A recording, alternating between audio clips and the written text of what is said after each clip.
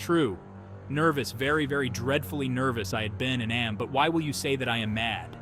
These opening lines, uttered with desperate insistence, pull us instantly into the mind of Edgar Allan Poe's unnamed narrator in The Telltale Heart. He pleads his sanity, but his very insistence betrays the fragility of his mental state. It's a house of cards ready to topple with the slightest breeze. We, the readers, are thrust into the position of jurors, tasked with judging my words against the chilling narrative that unfolds. The narrator's voice is a torrent of contradictions. He claims meticulous planning, a cunning mind, yet his actions speak of a chaotic descent into madness. He fixates on proving his sanity, but every word he utters only deepens the shadows of doubt. His mind is a labyrinth of twisted logic and heightened senses where the line between reality and delusion blurs. The brilliance of Poe's storytelling lies in this unsettling intimacy. We are trapped within my mind, forced to bear witness to the disintegration of my sanity. Each carefully chosen word, every frantic justification, pulls us deeper into the abyss of my madness. We are both repelled and strangely captivated, unable to tear our eyes from the car crash of my psyche.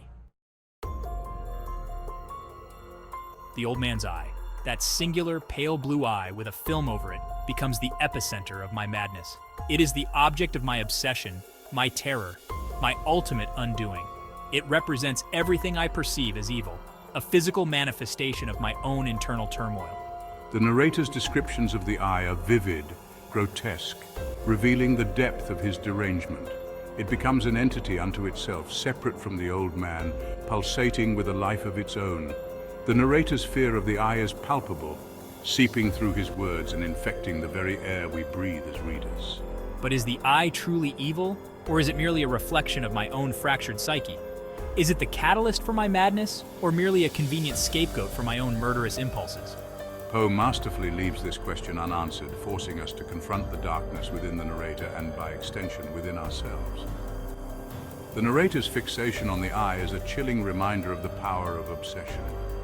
It consumes him entirely, warping his perception of reality and driving him to commit the unthinkable. The eye becomes a symbol of his descent into madness, a physical manifestation of the evil that festers within.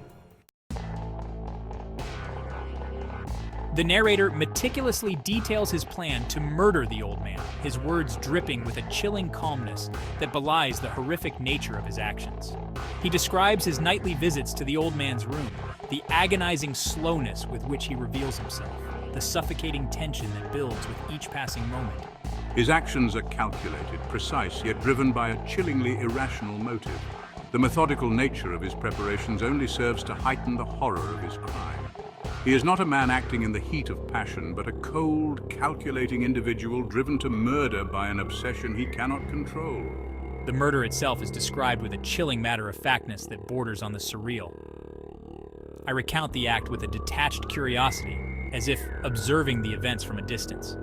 This detachment only serves to amplify the horror of my actions, highlighting the depths of my depravity. The disposal of the body is equally gruesome, the narrator's meticulousness taking on a macabre quality. He dismembers the body and conceals it beneath the floorboards, convinced of his own cleverness. Yet his belief in his own infallibility is just another symptom of his unraveling mind. The murder, however, is not the climax of the story, but merely the catalyst for my final descent into madness. Silence descends upon the house, a silence so profound that it becomes unbearable. And then I hear it, the faint, rhythmic thumping of the old man's heart, emanating from beneath the floorboards. The heartbeat, a constant reminder of my crime, begins to torment me. It grows louder, more insistent, driving me to the brink of madness. But is it a real sound, or a figment of my guilt-ridden imagination? Poe masterfully blurs the lines between reality and delusion, leaving the reader questioning the source of the sound. Is it the physical manifestation of the narrator's guilt? A supernatural echo of his victim? Or simply the product of his own tortured mind? The heartbeat becomes a powerful symbol of my inescapable guilt. It is a constant reminder of my crime, a phantom echo that haunts my waking hours and invades my dreams. The more I try to deny its existence, the louder it becomes, driving me further into madness. As the heartbeat intensifies, so too does my paranoia. I become convinced that the police can hear the sound, that they are mocking me with their feigned ignorance. My carefully constructed facade of sanity crumbles completely, revealing the raw, unhinged madness beneath. What's wrong with you? Are you all right? You seem troubled. Is there something you want to tell us? The heartbeat, it's driving me mad. Can't you hear it? It's his heart, under the floorboards. I did it. I killed him. The confession itself is a testament to the overwhelming power of guilt.